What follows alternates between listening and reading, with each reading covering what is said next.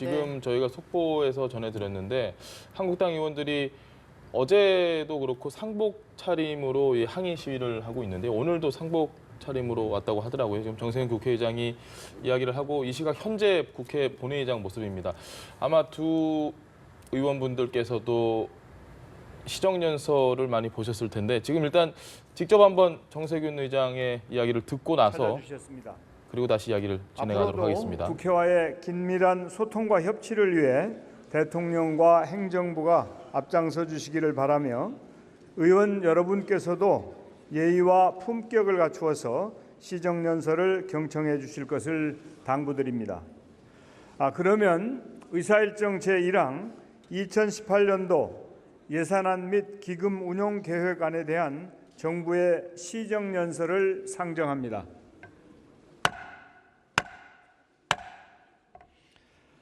잠시 후 대통령께서 입장하셔서 연설을 하시겠습니다.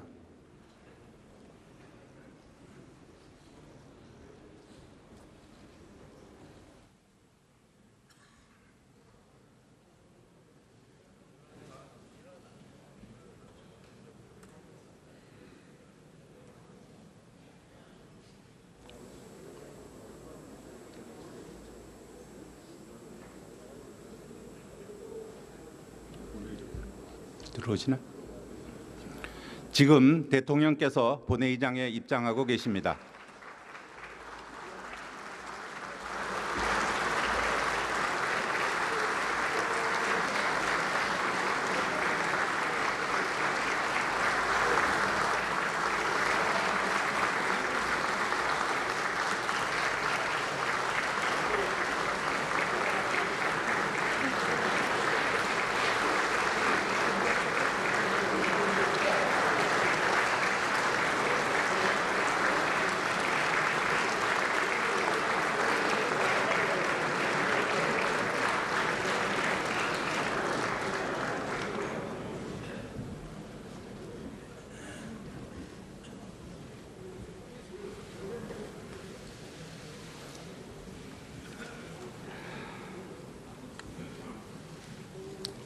바로 시작하면 되나요?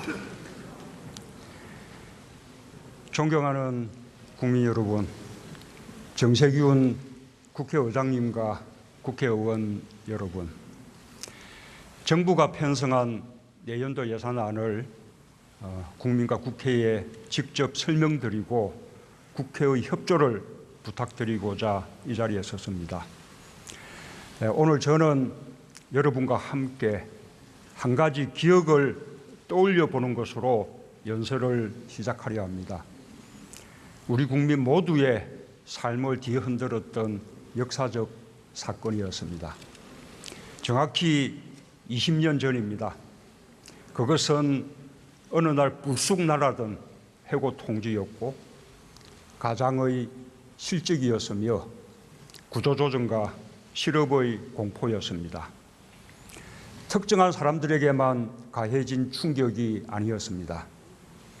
IMF 외환위기는 우리 국민 모두에게 그때까지 경험하지 못했던 큰 충격을 주었습니다. 경제적 충격만이 아니었습니다. 심리적, 정서적 충격이 국민의 삶 전체를 뒤흔들었습니다. 그로부터 20년이 지난 지금 우리 경제는 매우 건실해졌습니다. 외환 보유액은 세계 9위 수준이 되었습니다. 금융과 기업의 수익성도 크게 나아졌습니다. 국제 신용평가기관들도 우리나라의 신용 등급을 역대 최고 수준으로 평가하고 있습니다.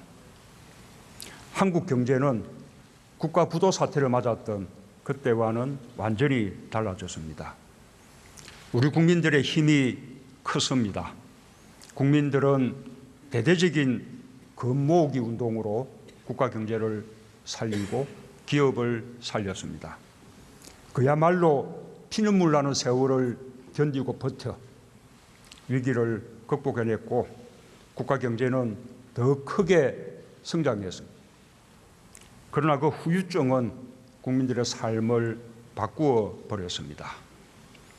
저성장과 실업이 구조화되었고 중산층이라는 자부심이 사라졌습니다. 송두리째 흔들린 삶의 기반을 복구하는 것은 오로지 개인의 능력과 책임에 맡겨졌습니다. 작은 정부가 선이라는 고정관념 속에서 국민 개개인은 자신과 가정을 지키기 위해 사력을 다해야 했습니다. 과로는 실직의 공포와 경쟁에서 살아남기 위해 감당해야 하는 당연한 일이었습니다. 나의 실패를 내 자식이 다시 겪지 않도록 자녀 교육과 입시에 모든 것을 쏟아부었습니다. 선배 세대들의 좌절은 청년들로 하여금 전문직이나 공공부문 같은 안정적인 직장을 열망하도록 만들었습니다. 무한 경쟁 사회에서 나를 지켜주는 것은 상식과 원칙이 아니더라 라는 생각도 커져갔습니다. 한번 실패하면 재기할 기회조차 갖기 어려운 구조에서 양보와 타협, 연대와 배려는 특별한 용기가 필요한 일이 되었습니다. 외환위기가 바꿔놓은 사회경제 구조는 이렇듯 우리 국민들의 삶을 무너뜨렸습니다. 세월호 광장과 촛불 집회는 지난 세월 우리 사회의 부조리와 모순을 한꺼번에 드러낸 공론의 장이었습니다. 국민들은 국가의 존재 이유가 무엇이냐고 물었습니다. 부정부패와 단호히 결별하고 불평등과 불공정을 바로잡을 것을 요구했습니다. 그것은 아무리 노력해도 개인의 힘만으로는 고단한 삶에서 벗어날 수 없는 현실에 대한 고발이었습니다. 국민의 삶과 민주주의를 위협하는 사회경제적 불평등을 해소하자는 선언이었습니다. 촛불혁명은 민주주의의 회복을 넘어 새로운 민주주의의 미래를 밝힌 이정표였습니다. 국가가 국민을 위해 무엇을 해야 하는지 나라다운 나라를 찾아 나서는 과정이 시작되었습니다. 존경하는 국민 여러분, 보다 민주적인 나라, 보다 공정하고 정의로운 나라는 국민이 요구한 새 정부의 책무입니다. 저는 이 책무를 다하는 것을 저의 사명으로 여깁니다. 저는 다른 욕심이 없습니다. 제가 이 책무를 절반이라도 해낼 수 있다면 저의 시대적 소명을 다한 것으로 여길 수 있을 것입니다. 감히 바라건대 국회도 나아가서는 우리 정치 모두가 적어도 이 책무만큼은 공동의 책무로 여겨주실 것을 간절히 바랍니다.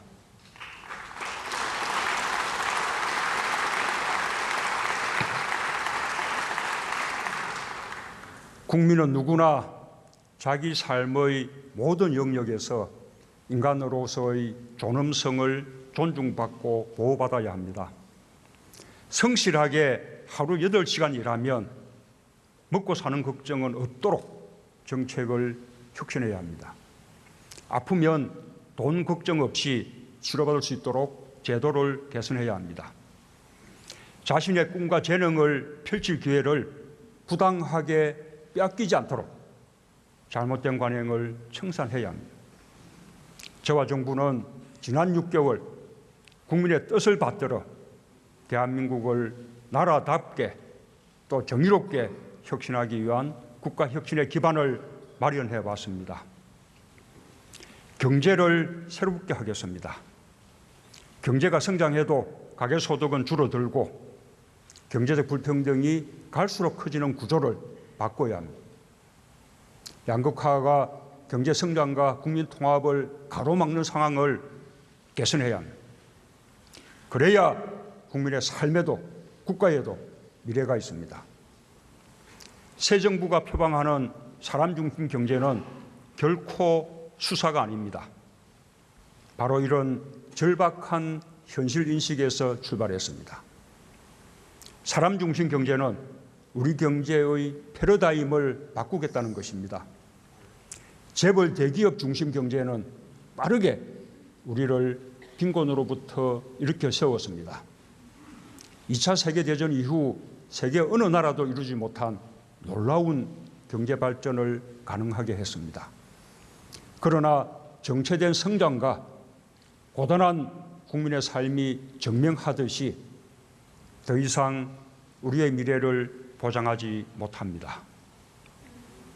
사람 중심 경제는 우리 자신과 우리 후대들을 위한 담대한 변화입니다.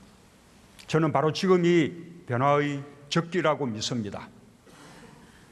20년 전 우리는 국가 부도를 막고 외채를 상환하기 위해 많은 것을 희생해야 했습니다.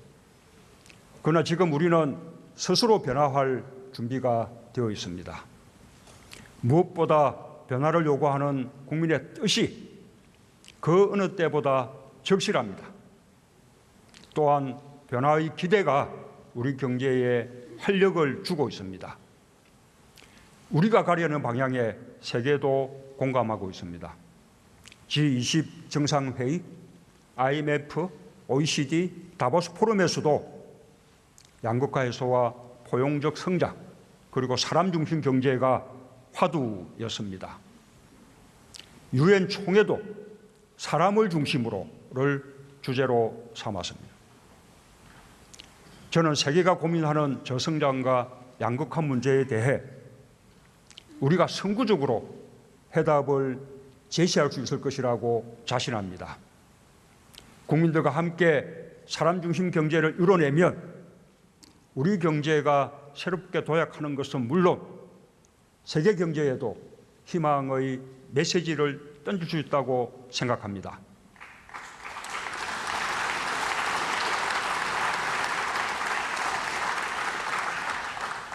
사람 중심 경제는 경제 성장의 과실이 국민 모두에게 골고루 돌아가는 경제입니다. 일자리와 늘어난 가계소득이 내수를 이끌어 성장하는 경제입니다. 혁신 창업과 새로운 산업의 기회를 가질 수 있는 경제입니다. 모든 사람, 모든 기업이 공정한 기회와 규칙 속에서 경쟁하는 경제입니다. 저는 이것을 일자리와 소득주도 성장, 혁신 성장, 공정 경제라는 세 개의 축으로 말씀드려 왔습니다. 혁신적 도전과 성공에 대한 확신이 우리 경제를 바꿀 수 있습니다. 정부는 우리 국민의 저력을 믿고 사람 중심 경제를 힘차게 추진하겠습니다. 경제와 사회가 따로일 수 없습니다. 경제와 사회 모든 영역에서 불공정과 특권의 구조를 바꾸겠습니다. 국민 누구라도 낡은 질서나 관행에 좌절하지 않도록, 또 국민 누구라도 평등하고 공정한 기회를 갖도록 바꿔나가겠습니다. 이것이 제가 말하는 적폐청산입니다.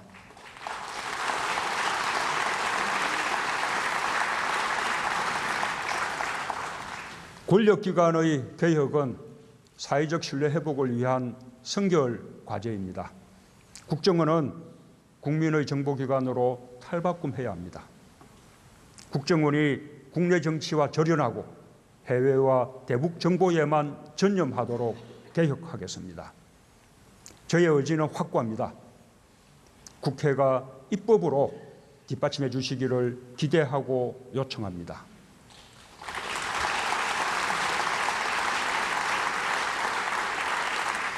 검찰도 오직 국민만을 바라보는 기관으로 다시 태어나야 합니다.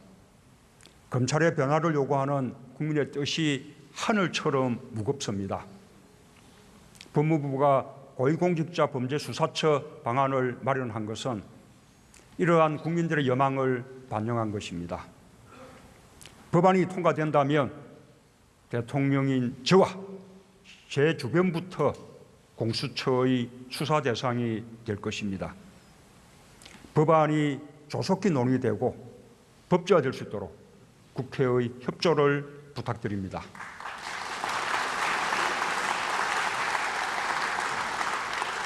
권력이 국민의 기회를 빼앗는 일도 없어야 합니다.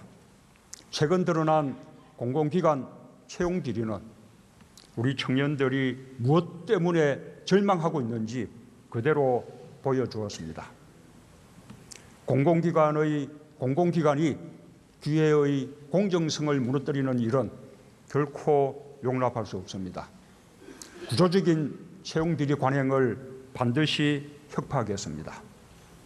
공공기관의 전반적 채용 비리 실태를 철저히 규명하여 부정행위자는 물론 청탁자에게도 엄중한 책임을 묻는 시스템을 갖추겠습니다. 정부는 국가기관과 공공부문, 더 나아가 사회 전반의 부정과 부패, 불공정이 국민의 삶을 억압하는 일이 없도록 모든 노력을 다해갈 것입니다. 더 이상 반칙과 특권이 용인되지 않는 나라로 정의롭게 혁신하겠습니다. 그 일에 국회가 함께해 주실 것을 요청드립니다.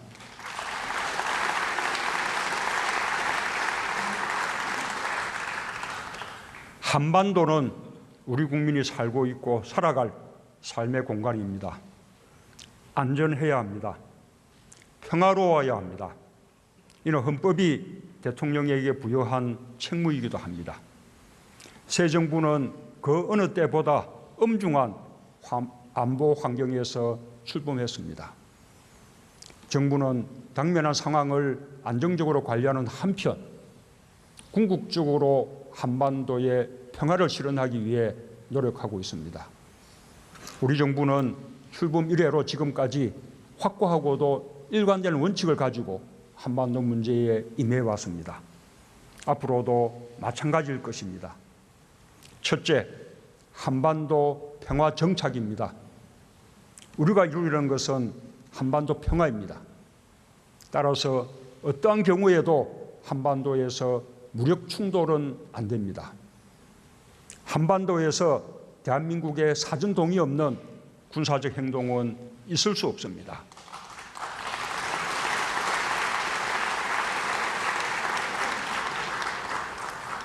둘째, 한반도 비핵화입니다.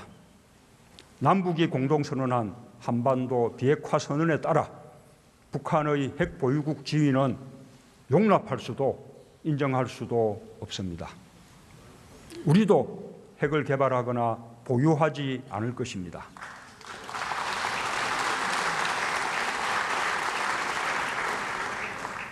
셋째, 남북 문제의 주도적 해결입니다. 우리 민족의 운명은 우리 스스로 결정해야 합니다. 식민과 분단처럼 우리의 의사와 무관하게 우리 운명이 결정된 불행한 역사를 반복하지 않을 것입니다.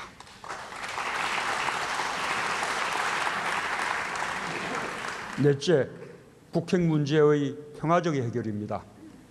제재와 압박은 북한을 바른 선택과 대화의 장으로 이끌기 위한 수단입니다. 우리 정부의 원칙에 미국은 물론 국제사회도 인식을 함께 하고 있습니다. 다섯째, 북한의 도발에 대해서는 단호히 대응하는 것입니다. 이를 위해 압도적인 힘의 우위를 확보해야겠습니다. 굳건한 한미동맹을 토대로 국제사회와도 적극 공조하겠습니다.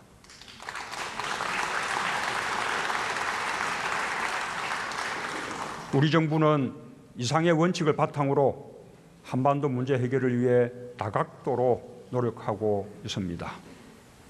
저는 국민과 헌법 앞에 선서한 대로 국민을 보호하고 평화로운 한반도를 실현하기 위해 할 수 있는 모든 일을 다하겠습니다.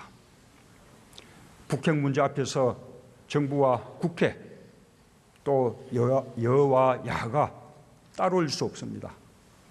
한반도 정책에 있어서만큼은 초당적인 협조가 있기를 기대합니다.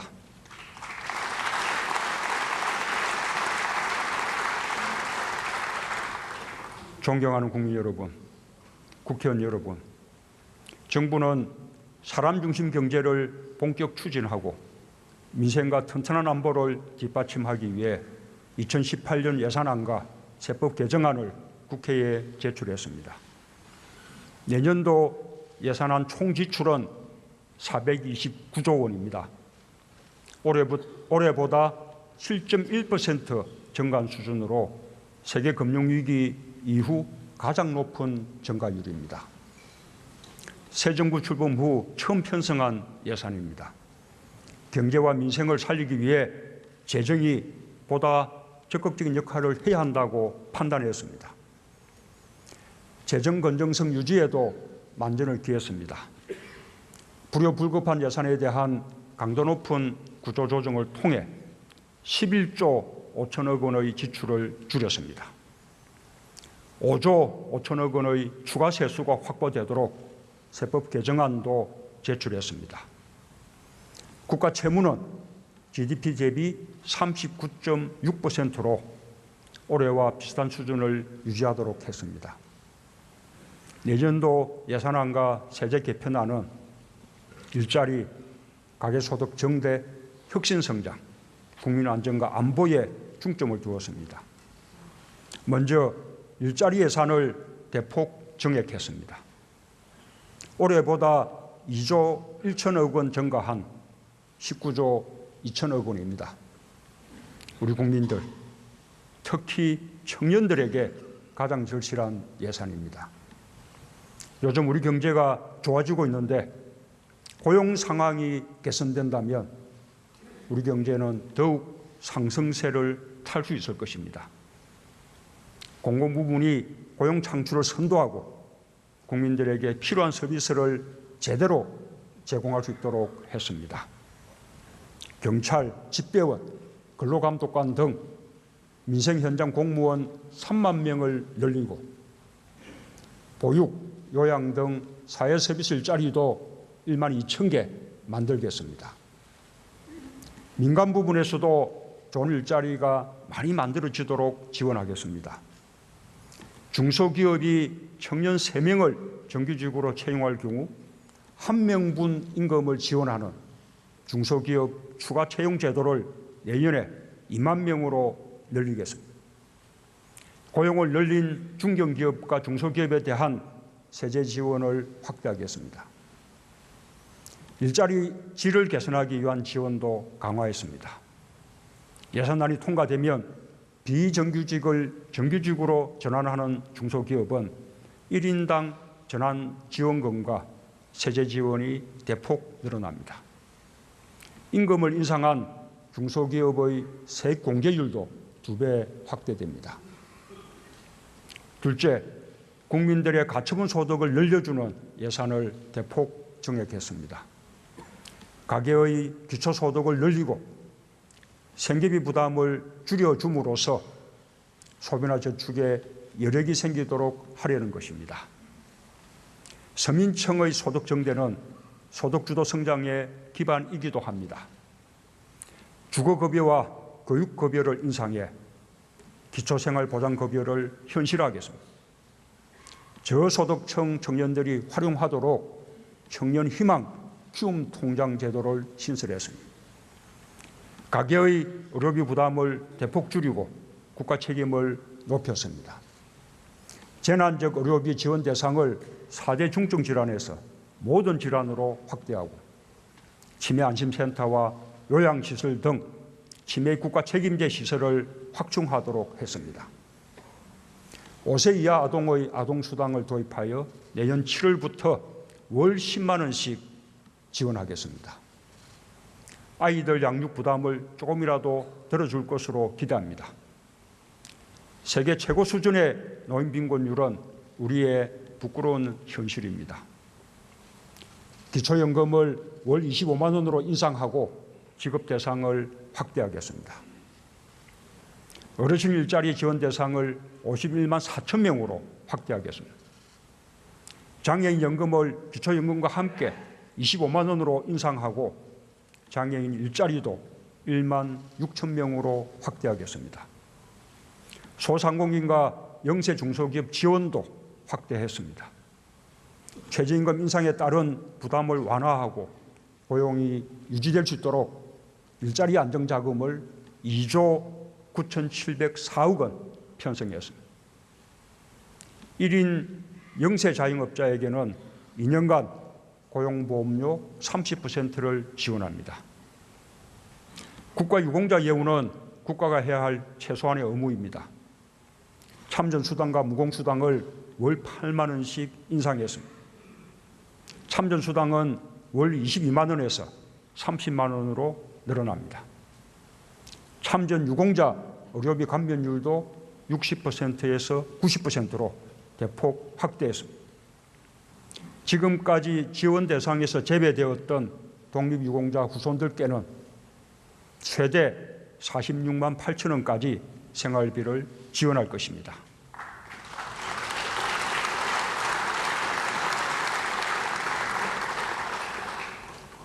소득주도 성장을 뒷받침하기 위해 세법 개정도 추진합니다. 초고소득자의 소득세율과 과표 2천억 원 이상 초대기업의 법인세율을 인상하는 세법 개정안을 국회에 제출하였습니다. 이를 통해 서민, 중산층, 소상공인과 중소기업 지원을 보다 강화할 수 있을 것으로 기대됩니다. 부자와 대기업이 세금을 좀 더 부담하고 그만큼 더 존경받는 세상이 바람직하다고 생각합니다. 셋째, 4차 산업혁명과 벤처 창업으로 새로운 성장 기반과 좋은 일자리를 만들기 위해 혁신성장 예산을 중점 반영했습니다. 우선 4차 산업혁명의 핵심 융합기술 개발을 위해 총 1조 5천억 원을 투자하겠습니다. 특히 중소기업 간 공동연구 지원을 확대하고 스마트 공장 지원 등 지능 정보화에 착수하겠습니다. 성장 동력을 찾고 좋은 일자리를 만들 수 있는 혁신 창업에 특히 많은 지원이 이루어지도록 했습니다. 추경을 통해 8천억 원을 추가 출자한 중소기업 지원 펀드에 이어서 내년에는 투융자 복합 금융 지원을 확대하고 제도전 성공 패키지 지원 대상을 늘리겠습니다. 사내 창업 프로그램 지원을 새로 도입하고 민간 합동 창업 지원, 사회적 기업 창업 지원도 대폭 확대했습니다. 창의적인 아이디어를 사업화 또 창업으로 연결시키는 핵심 기반으로 한국형 창작 활동 공간을 75곳 설치하겠습니다. 젊은이들의 창의적인 아이디어가 사업화될 수 있도록 하겠습니다. 아울러 지역의 혁신 도시를 대단지 혁신 클러스터로 발전시키겠습니다. 넷째, 안전한 대한민국을 위해 환경, 안전, 안보 분야 예산을 확대했습니다. 국민의 생명과 안전을 지키는 일은 국민의 기본적인 책무이며 나라다운 나라의 출발점입니다. 국민들의 염려가 큰 미세먼지 등 환경 개선을 위해 노후 경유차와 화물차 조기 폐차를 늘리고 전기차에 대한 지원을 확대했습니다. 가습기 살균 피해자와 가족에 대해 국가도 책임을 함께 하겠습니다. 피해자들이 피해 구제를 받는데 차질이 없도록 가습기 특별구제 개정에 정부가 100억 원을 신규 출원하도록 하였습니다. 또한 유사한 피해가 재발하지 않도록 살생물제 안전관리 예산 183억 원도 반영하였습니다. 먹거리 안전 문제도 빼놓을 수 없습니다. 농수산물 안전성 조사를 확대하여 안전관리를 강화하겠습니다. 되풀이되는 가축 질병에 조기 대응하기 위한 예산도 확대했습니다. 재해와 재난에 대한 국민의 염려를 들어드리겠습니다. 연례적 가뭄에 대비한 저수지간 수계 연계 사업을 실시하겠습니다. 버스와 화물차 교통사고를 예방하는 첨단 안전장치 장착을 지원하겠습니다. 국방 예산은 자주 국방 능력을 갖춘 강한 군대를 만들기 위해 2009년 이후 최고 수준인 6.9%를 증액하였습니다. 특히 방위력 개선 예산을 10.5% 대폭 확대했습니다. 북한의 위협으로부터 국민을 보호하기 위해 한국형 삼축 체계를 조기에 구축하겠습니다. 아울러 병사봉급을 병장 기준 월 21만 6천 원에서 40만 6천 원으로 대폭 인상하여 사병 복지와 사기를 높이겠습니다.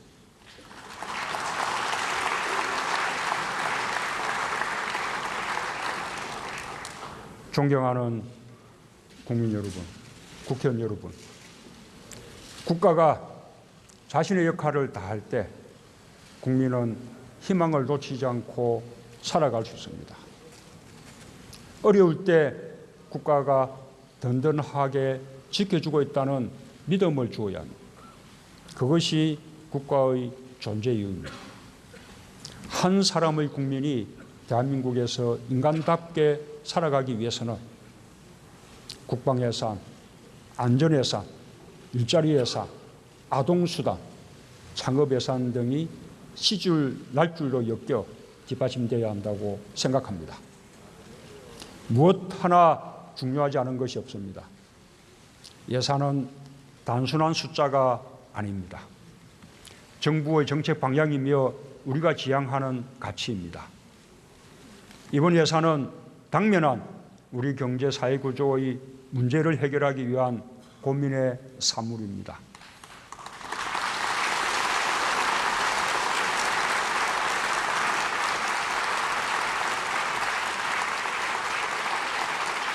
이번 예산 편성에서 또 한 가지 의미 있는 부분은 국민 참여 예산제의 시범적 도입입니다. 국민 설문조사를 통해 선정된 사업들입니다. 500억 원의 범위 안에서 여성 안심 임대주택 지원 사업 356억 원, 재택 원격 근무 인프라 지원 20억 원 등 6개 사업이 편성되었습니다. 앞으로 재정정보 공개를 더욱 확대하고 국민 참여 예산을 본격적으로 도입하여 국민과 함께하는 예산이 되도록 할 것입니다.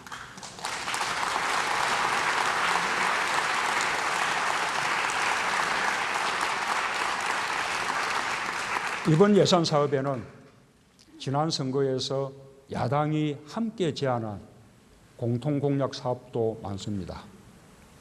청년 대책, 비정규직 문제, 아동수당 도입, 육아휴직 확대, 국공립 보육시설 확충, 건강보험 보장성 강화 등입니다. 새 정부가 의욕적으로 추진하는 국정과제와 지난 대선의 공통공약, 안보 문제에 대해서 대승적 차원에서 국회의 적극적인 이해와 협조를 특별히 부탁드립니다.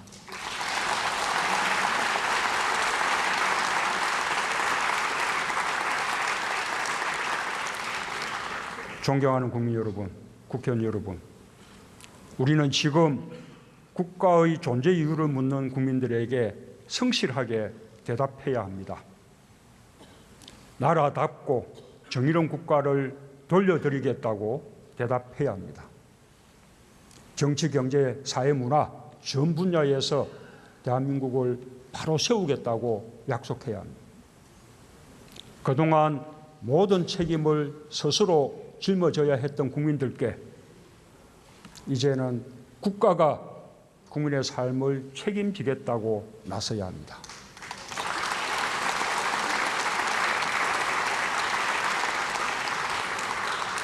안보와 민생에는 여야가 따로 없습니다. 여야정 국정상설협의체의 운영을 다시 한번 촉구합니다.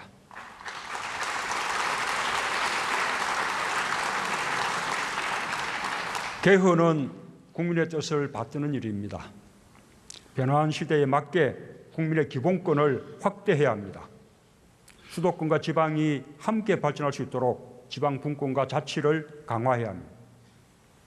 개헌은 내용에 있어서도 과정에 있어서도 국민의 참여와 의사가 반영되는 국민 개헌이어야 합니다. 국민 주권을 보장하고 정치를 개혁하는 개헌이어야 합니다. 저는 내년 지방선거 때 개헌 국민투표를 함께하는 것이 바람직하다고 생각합니다. 그 시기를 놓친다면 국민들이 개헌의 뜻을 모으기가 쉽지 않을 것입니다.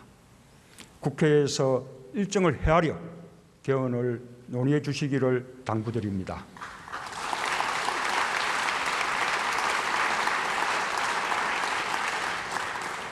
개헌과 함께 국민의 정치적 의사를 정확하게 반영하는 선거제도의 개편도 여야 합의로 이루어지기를 희망합니다. 개헌과 선거제도 개편으로 새로운 국가의 틀이 완성되길 기대하며 정부도 책임 있는 역할을 다하겠습니다.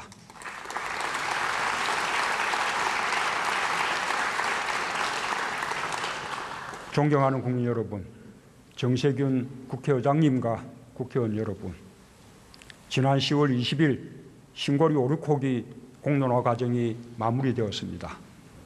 시민참여단은 반대 의견을 경청하고 배려하며 통합과 상생의 힘을 보여주셨습니다. 사회적 대화와 대타협이 얼마든지 가능하다는 것을 확인시켜 주었습니다. 참으로 우리 국민들이 자랑스럽습니다. 우리 국민들은 언제나 정치의 변화를 주도해 왔습니다. 지금도 국민들은 정치의 혁신을 요구하고 있습니다. 내 삶을 바꾸는 정치를 요구하며 스스로 나서고 있습니다. 이제 우리 정치권이 국민의 의지를 받들어 실천할 때입니다. 우리 정치가 지쳐지지 않게 협력하여 국민의 기대에 부응해야 합니다. 100일 앞으로 다가온 평창 동계올림픽과 패럴림픽의 성공은 국가적 과제입니다. 오늘은 그리스에서 출발한 성화가 도착하는 날이기도 합니다. 평창 동계올림픽과 패럴림픽은 한반도의 평화를 다질 수 있는 절호의 기회입니다. 국회와 의원님들께서 관심을 갖고 함께 주시길 부탁드립니다.